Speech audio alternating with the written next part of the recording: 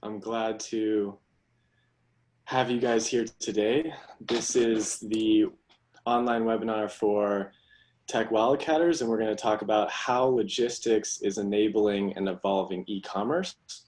So we're sitting down here with CEOs of Selery, Jason Taylor, and Fetch, Michael Patton, to discuss how COVID-19 is really reshaping e-commerce.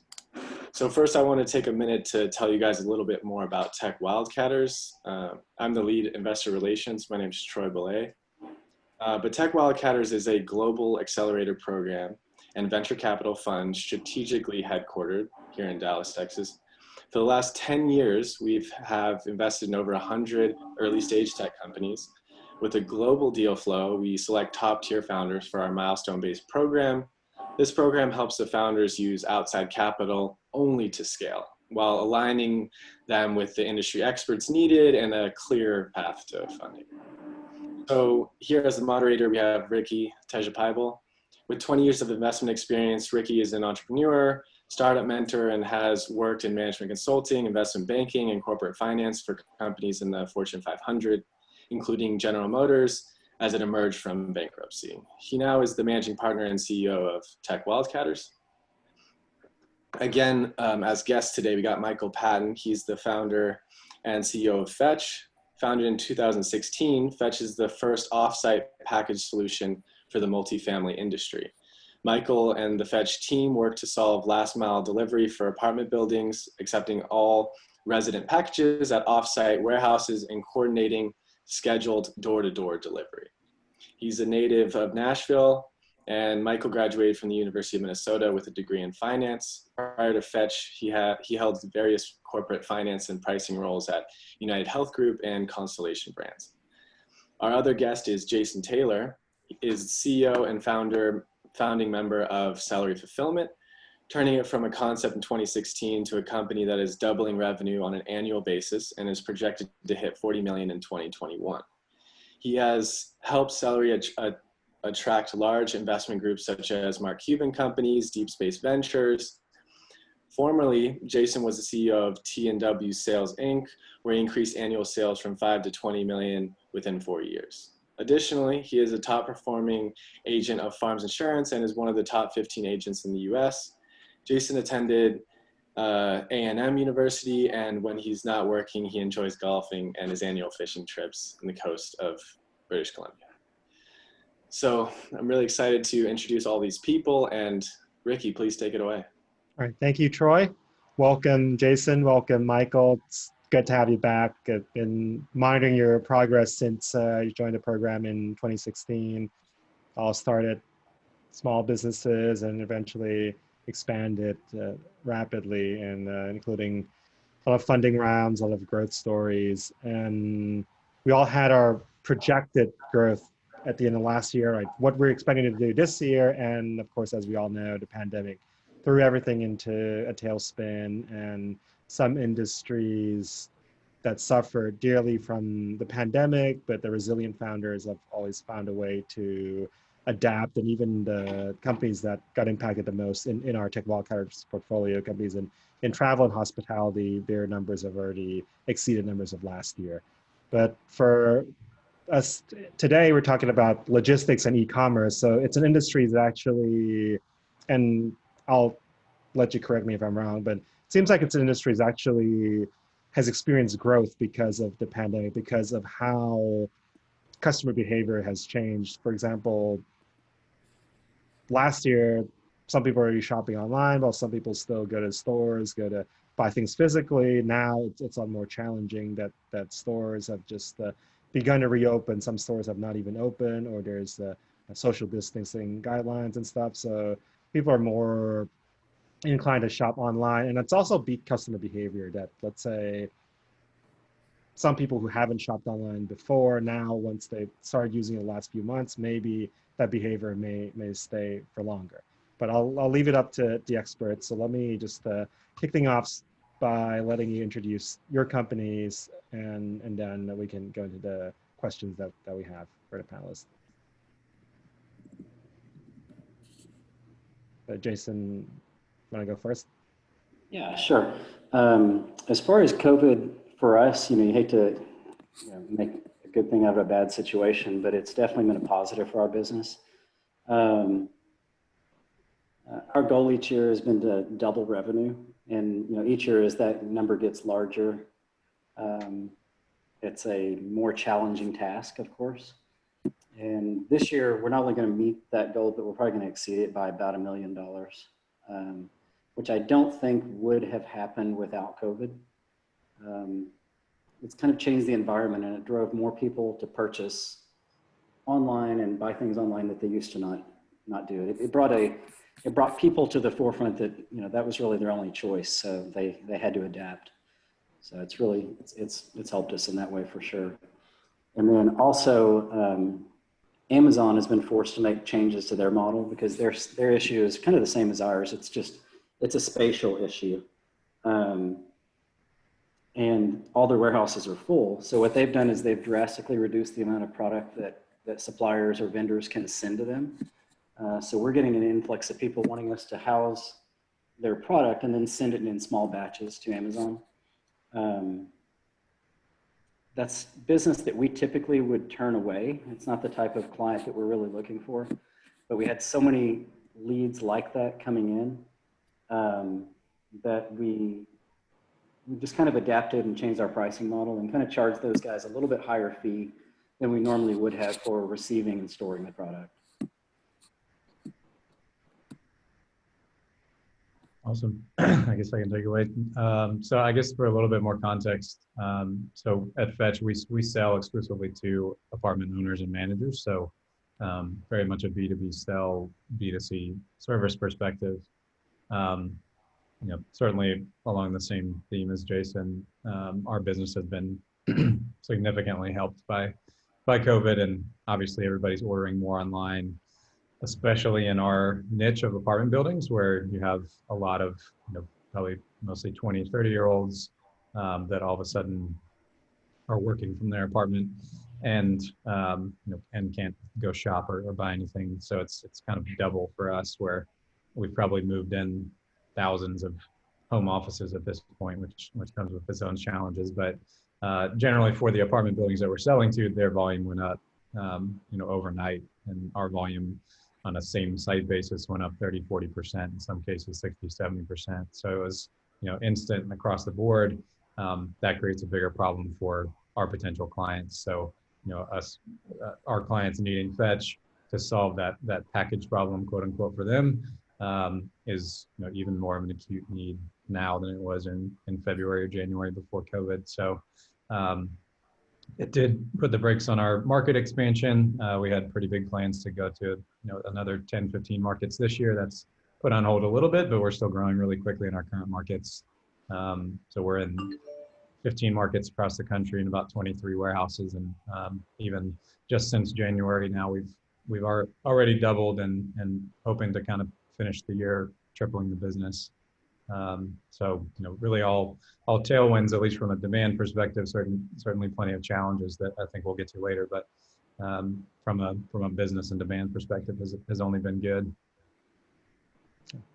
So do you see these changes as something rather temporary, or is it going to be permanent once hopefully COVID subsides in the coming months and then we get back to normal, or the new normal? Is it going to be something that's continuing? And also, what are you seeing from your competitors as well? Is everybody pretty good at adapting it, or do you see that there's a adaptation curve that only the ones that adapt faster are in a good position?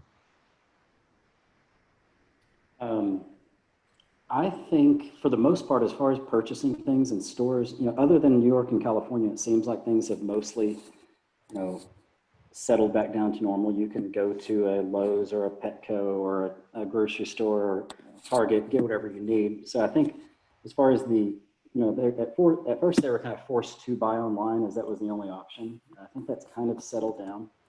And our volume this month, for example, through yesterday was up 38% over August as far as shipments. So I feel like it's more of a permanent shift. I don't feel like of course, e-commerce is growing, and I don't see that we're going to retract back.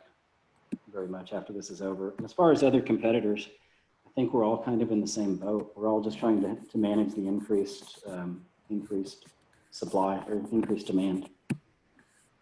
Yeah, I'd agree. I mean, at least from from a business perspective for us, we're viewing it as a permanent change in terms of a lot of the changes that we sort of made to our platform of contactless delivery theme. And even when COVID is quote unquote over, those effects are going to linger for years. So especially in the lens of a startup, we're viewing this as a permanent change for all intents and purposes. And we still haven't. We hope that there's a dip in volume a bit, because we don't necessarily get paid per package in most cases. So, but we haven't seen it yet. So the 30-40% increase on sort of January to March, January to April, whatever time frame you look at it, is holding flat so far. And I think, to Jason's point, maybe the part of the demographic that had previously been going to the grocery store or going to Target or Walmart, now they've figured out how easy it is to order online. And so, I think the bar is raised permanently for that group. On the competitive standpoint, luckily for us, we're still the only company in the country with this model, and our main competitors are package locker systems, and something that you have to install on site and requires a lot of touch. And so, that's really can't be pivoted too much or significantly enough to kind of overcome a lot of the COVID challenges. So we feel like we're in a pretty good spot and continue to play into the theme of contactless delivery, PPE across the board, and it's kind of safer, fewer touches, and overall a cleaner, simpler process. That's good. Very good. So in terms of the obstacles with COVID, with the spike in demand and having to service all the customers, what were the more difficult challenges that you had to overcome, and what challenges were actually surprisingly easier than expected? I'm thinking worker safety is one of the reasons too, that because logistics, it's been deemed, or at least in Texas, deemed as essential business. So even during the shutdowns, when everybody's still figuring out what's going on, how to protect themselves, how to protect your workers, but logistics is something that has to be up and running. How did you go about all that? And then in hindsight, what were done well and what could have done differently? Our biggest challenge, I think, was, during we had a spike in orders, of course, from all of our customers, but we also had about 17 of our employees come down with COVID at various times. So we would lose not only them for 2 weeks, but we would also lose several workers that were in direct contact with them while they were awaiting test results. So I'm dealing with a huge reduction in staff while we're having a spike in business. That was kind of our toughest challenge. But luckily, we were at a time that it was kind of almost an acceptable excuse, if you will, that instead of same day shipments, you might allow 24 to 48 hours due to COVID. So we were able to bring in some additional staff and some temps and kind of hold things together until we got our staff back. That was the toughest challenge. What was easy is just kind of, well, like I mentioned, just bringing on new customers and finding new business during this time has been incredibly easy. Yeah, I'd say demand is maybe the easier part. I'd say also the easy part for us in most cases was just, I think in a lot of ways, if you're part of an essential business, there's sort of a rallying cry around, hey, we're important, we're doing this important role in a really weird time, and so let's come together and kind of get closer as a team, and that mission maybe becomes more clear, at least for a short amount of time.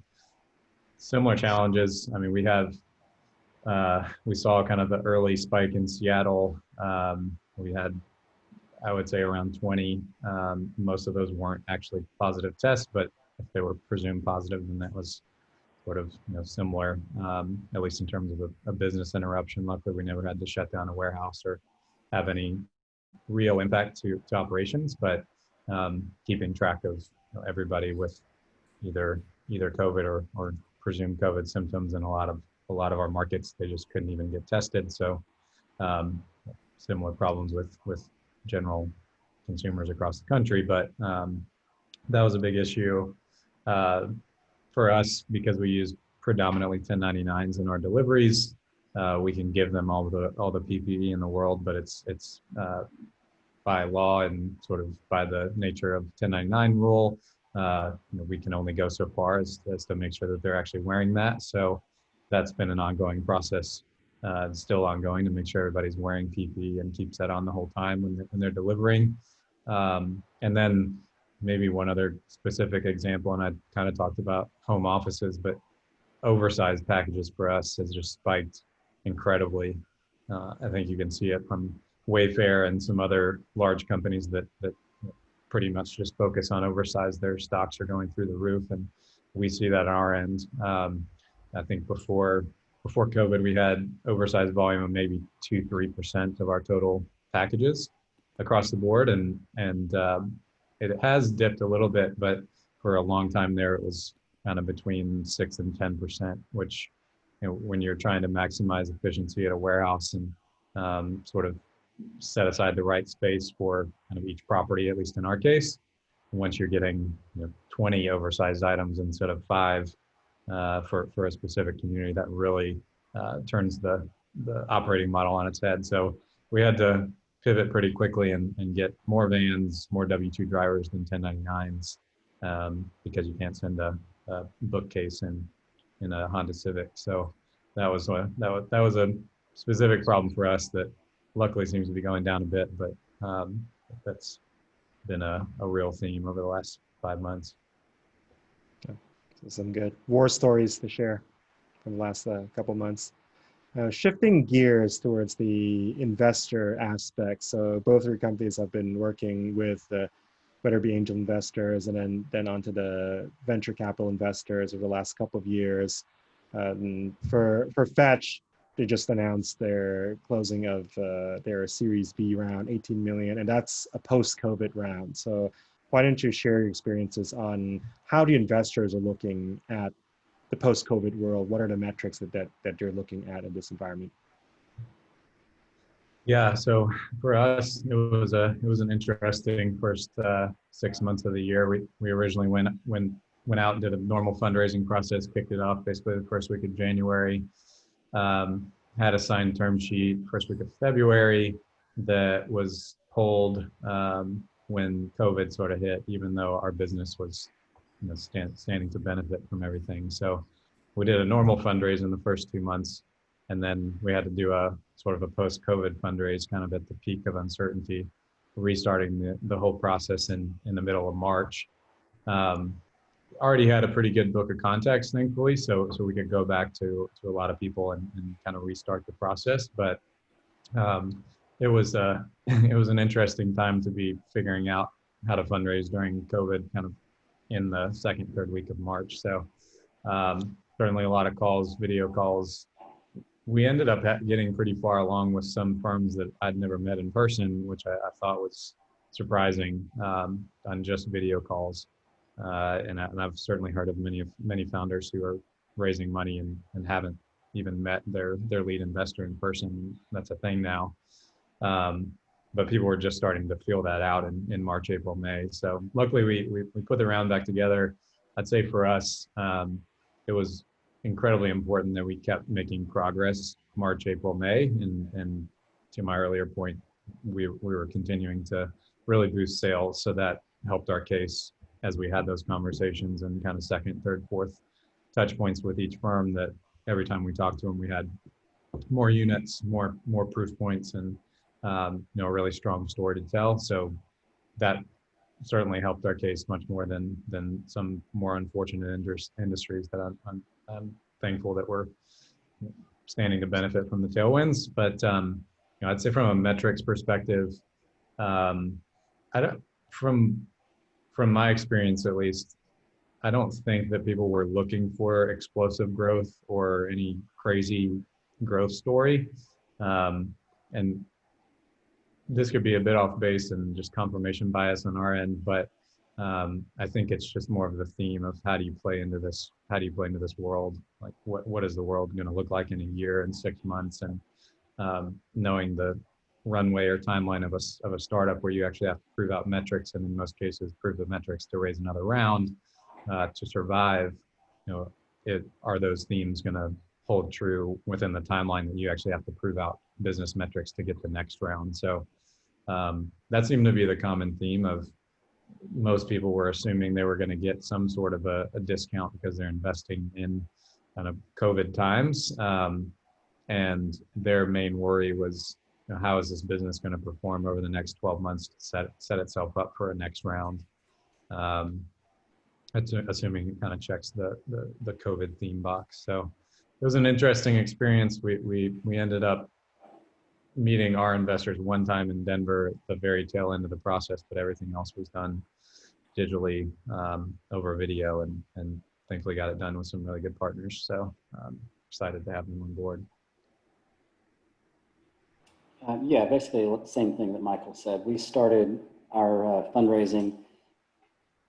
The early discussions were April, May, and things began to really kind of move into serious discussions in the June timeframe. And I think by then, the fear that COVID was going to destroy our business, or anything like that was alleviated, because at that point we've seen the tailwinds, like you mentioned, and we've seen that the growth is continuing, and we're still on the path. Our path was to double revenue this year, and it looked like all signs were pointing towards doing that. So I don't think the metrics have changed. And I think as far as metrics post-COVID, I think they all still, stem around revenue growth and EBITDA and, the normal traditional metrics. I don't think COVID has affected that long term. So we see, think back 6 months ago, it was the fear of the unknown, that we don't know how this is going to play out, and investors oftentimes assume the worst or are only willing to come in if they feel that the valuation is justifying the worst. But now, as we see that COVID, while it's still going on, but we know how life is going on, and it's still a lot better than what the worst was feared. So that brings the market back to more calm and more reason. So before I get into the next question, wanted to remind the audience that we want this to be interactive, which means we're also taking Q&A from the audience that's dialing in live right now. So feel free to use the chat window in Zoom that will take the questions, and we'll ask our panelists as we go on the program.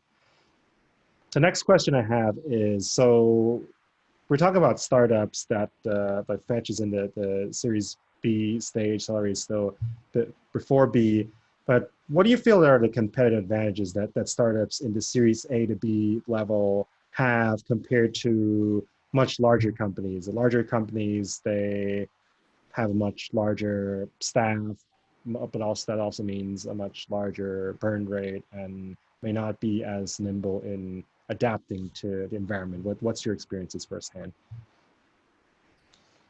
I think, the small companies, the advantage is always the, quicker and more nimble. We can change with the times easily, and it's easy to lay off staff or hire more people and change directions easy. There's disadvantages as well, because as, this business has spiked, larger companies have the cash pool to just quickly go acquire more resources, additional buildings, additional infrastructure to manage that growth. Where the smaller companies, they have to go through a capital round and raise money to be able to go spend $1 million on a new building.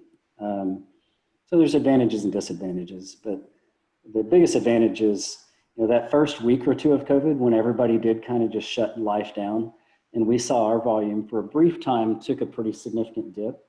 It was really easy to reduce our staff dramatically as far as getting rid of temps and things like that.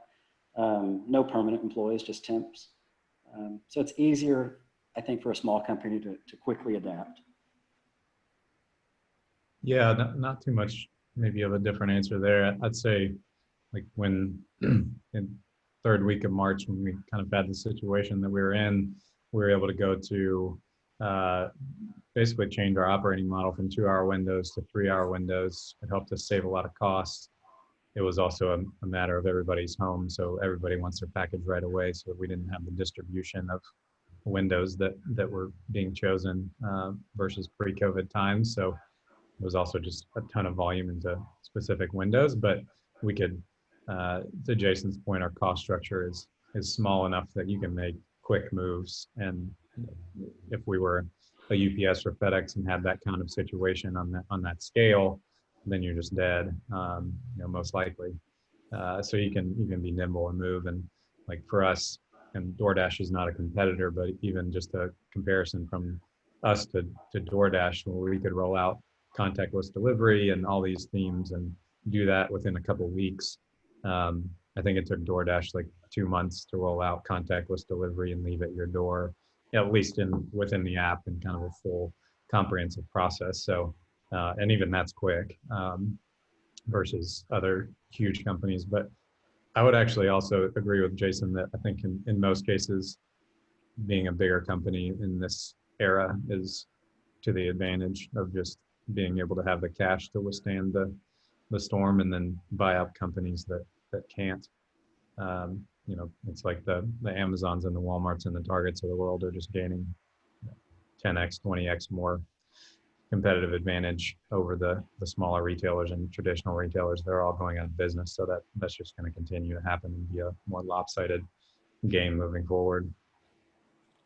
Yes, so there is advantages for the ones with strong balance sheet, but they also have to use it wisely, because that's what's going to dictate how the industry is going to move for the next, let's say, the next 5 years, which direction. It's like back in the boardrooms of these huge corporates that have come up with, all right, so what strategy, how do they see the market? If they make the wrong acquisition, the wrong move, then it may also set them back for years, because it also look at integration that all right, so let's say you acquire a business, does it really fit culturally? Does it really fit operationally? So that's one thing. And also the examples that you brought up, those are companies with rather strong balance sheets, or companies that have already been in strong positions before. But I've also heard of some companies that, whether it be more traditional companies that are not doing so well, or even startups that are in the later stage, let's say Series C, Series D, and then their burn rate is just so high, and their cash, if they're bleeding cash every month, then it also puts them in a difficult situation, that not only they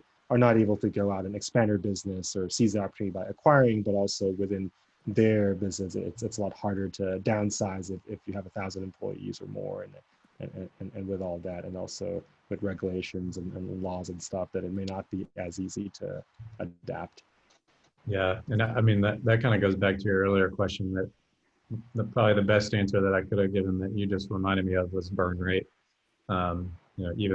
Even before COVID, with the WeWork effect and some others going out of business, at least from our perspective, there's not an appetite to fund a large burn rate anymore. And you've got to be growing quickly, but also not burning cash, which I'm not saying that we don't necessarily fall in that bucket, but it's a big thing to overcome.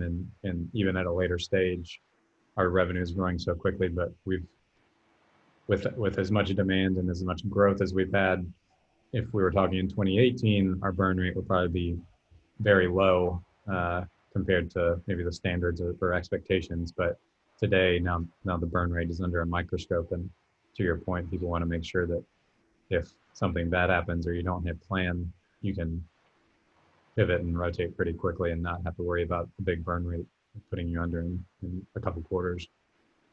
Yeah. Every time when there's a big shift in the economy, if you look at the last great financial crisis in 2009, 2010, that's when some of the really good startups that back in those, the Ubers, Airbnbs, that's whenever there's this shift, is an opportunity for these companies to really take off, because that's when the market allows for this different shift in the business model. And then because of market conditions, the bigger players are not able to adapt this fast, and that's where there's an opening. So I think it's an exciting time for the Series A, Series B level companies to really make an impact in the next couple of years. All right, so now let's go into more of some of the fun stuff. What do you see in new trends in logistics and e-commerce that's going to be coming out in the next 1, 2, 3 years going forward? Yeah, I'll go, Michael. For this, like, I don't know if it's a new trend or just something that I'm noticing more in our business, but you know, everybody likes things automated. I don't like any bills. My electric bill's paid automatically. My car payment's paid automatically. Mortgage is paid automatically. I don't want to think about it. And I think more and more people, we're seeing a lot more in our business subscription accounts. Everything from birth control to dog food to nowadays, and it's temporary, but masks. These things coming on a monthly subscription, which is great for us. It's a easy logistic challenge to overcome as far as fulfillment, because we know exactly what's going out, what day we can plan for it ahead of time. But definitely seeing more, you know, things from even, you know, cosmetics and snack foods and all sorts of things that just people just want on a monthly subscription. So that's a little change that we see in our business. I don't know if that's an overall, you know, change in e-commerce, but it's something we're definitely seeing more of. Yeah, I agree. I mean, I think customization and sort of I want it when I want it, which in most cases is as soon as possible, but maybe not, is more maybe what we're playing into of we think the central theme maybe that Fetch plays into is closer, smaller, sort of hyper local facilities. If you saw Amazon's building another 1,000, you know, smaller sort of micro fulfillment centers, playing into that theme as well of, you know, not only being able to get something next day, but being able to get something next day in a window where you want it. And so, you know, I think that's only going to continue to really generate a lot of demand of some sort of window that even a UPS or FedEx can provide, or an Amazon perhaps eventually. But we see once we rolled out, for example, a feature on our platform of you don't even have to pick a delivery window, just pick a default delivery window and kind of pick it and forget it. And we love that because to Jason's point, we know when packages are going to go out every day. Almost everybody does that. And so it's not as much of like a day by day customization. They just set it and forget it. And they know their packages are going to come, you know, in this 2-hour window every day in the same time.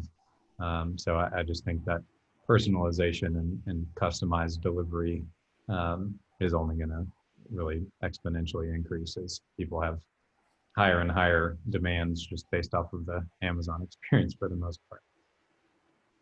It's that expectations, the bar is always higher and higher every year, and with technology, with efficiency, optimization, all that. So it's always have to be innovative. That if you're standing still, then you're falling behind. So I think that's something to look at. And it's about having the vision to predict what's going to happen, where the puck is heading. If you look at from a hockey perspective, and how do we come up with solutions to solve those problems. So we have a question from the audience, and this is more on the sales team, sales side, that with COVID, with the uncertainty in the economy, and also now with the growth in the volume, how do you look at that from a sales team's performance? How do you keep them accountable from those metrics, and what's driven by what the market is, and what's driven by the actual performance of the sales team in growing the business?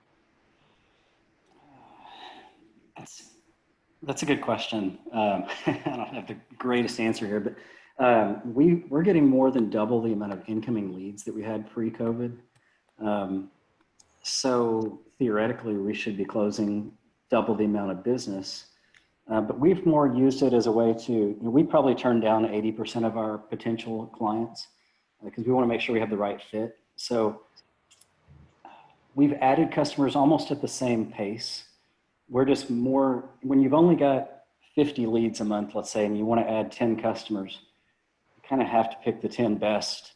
But when you have 100 leads, you still might only take 10, but those 10 are of better quality. So my salespeople are not necessarily closing more business, they're just closing better business. And better for us is different than other people, but we want high order volume and very low footprint in the warehouse. For example, a client we just picked up this month is a nasal spray product. It's just one pallet of one SKU of nasal spray with about 4,000 orders a month for us, that's ideal. We'd rather have 4,000 orders off of one pallet and one SKU instead of 4,000 orders off of 2,000 SKUs and 70 pallets of product. So the sales team has been doing a great job. It's just we're more selective with who we bring in. So you can almost grow, you know, faster is better, but there's, in our business, there's a right speed to grow. And we're able to maintain that doubling of revenue pace and still do a good job. There comes a time when you can bring in so much business that we're doing a poor job onboarding, a poor job of, you know, that customer experience, and we don't want that. So I think it's a long way of answering your question, but the sales team is doing a good job. But we're definitely looking next year, you know, if the goal is to double again, we're going to have some increased sales help probably. Yeah, for us, I mean, most of what we do is B2B, you know, enterprise level sales. We're trying to sell into C-level or VP of Ops, or at least at the regional level for these apartment property owners or managers. So it has frankly been very hard to really gauge and hold people accountable in the last 6 months on our sales team. You know, some salespeople are doing a lot better, some are doing a lot worse, and we have a little bit more of an account-based sales team. So as an example, somebody who has a higher percentage of sort of the B-class assets that might be getting more negatively affected by COVID, maybe their occupancy is dropping, or nobody can evict anybody today, so maybe they have 15% of their property that hasn't been paying rent, and those communities are not doing well financially. You know, if a salesperson has a disproportional amount of those deals, it's not fair to hold them to the same level as the person who may have more A-class deals. So to us, it's just come down to activity and trying to track their metrics as much as possible. And, you know, from my perspective, as long as they're on message, they're doing it the right way, and there's just as much activity coming from that person who might not have a great sort of potential client base versus the one that does, then we're not necessarily going to dock them or hold them maybe more accountable than others if they're not closing as much business. It's really hard though, because our industry is very much direct selling, in person, a lot of events and conferences, and it's very much relationship driven, and you can't do any of that today. So, you know, we've had to get creative, and we did some webinars super early on, but you can only do so many, and especially in the apartment industry, everybody did one in March and April and May, so that's sort of out of scope now.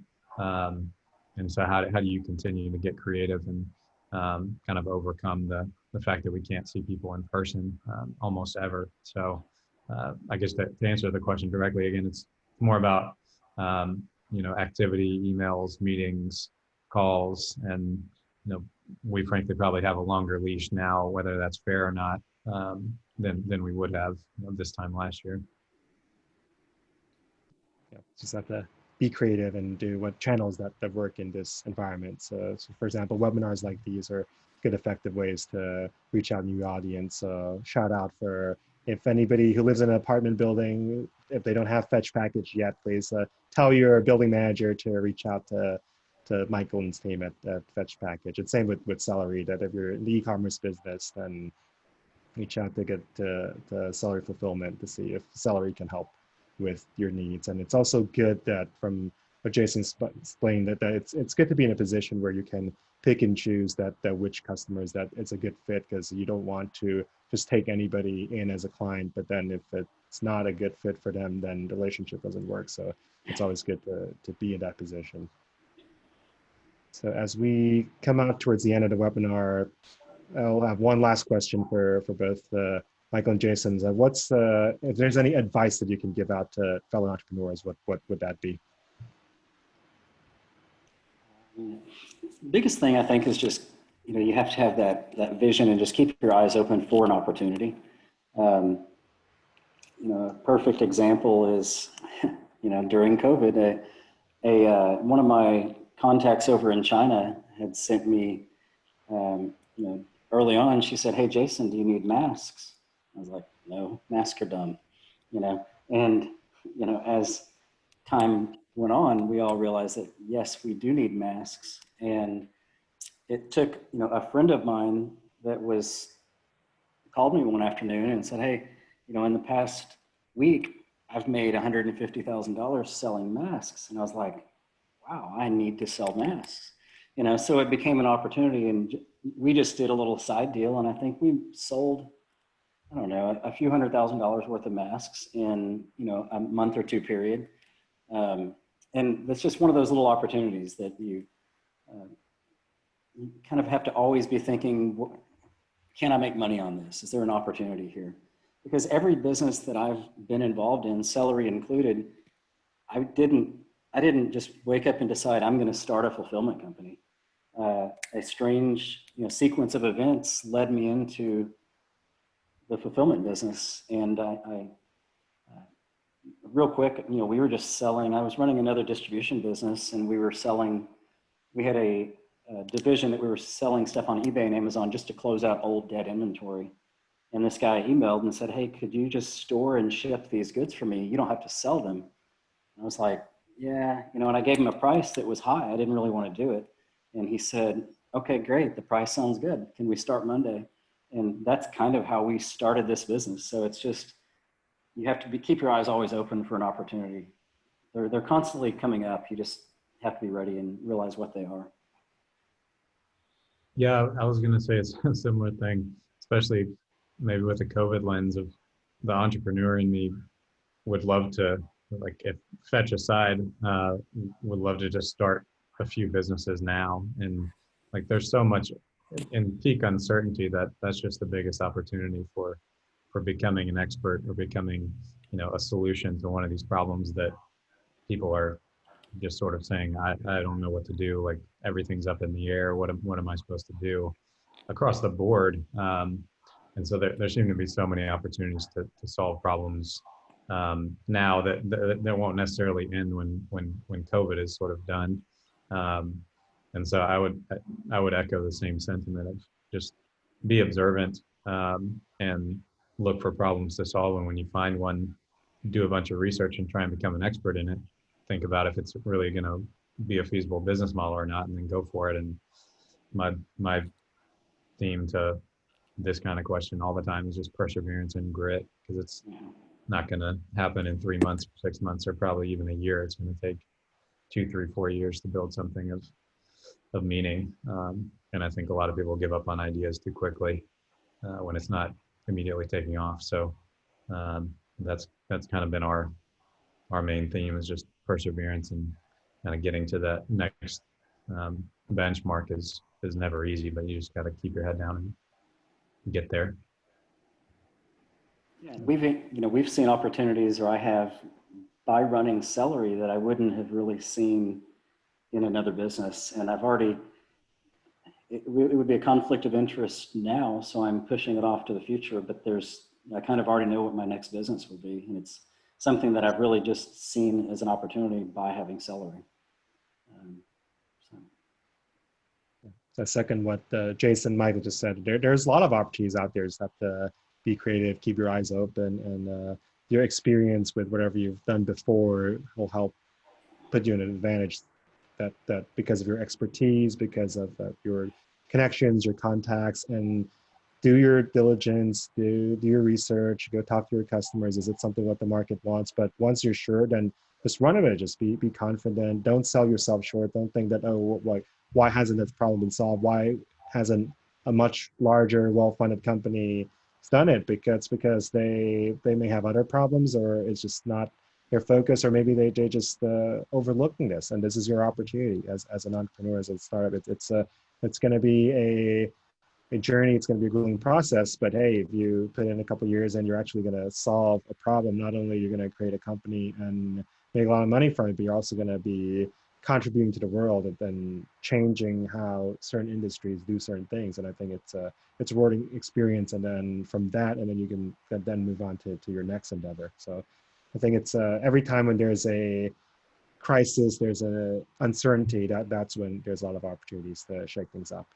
So with that, I'm going to wrap it up again. Thank you, Jason from Selery and Michael from Fetch Package.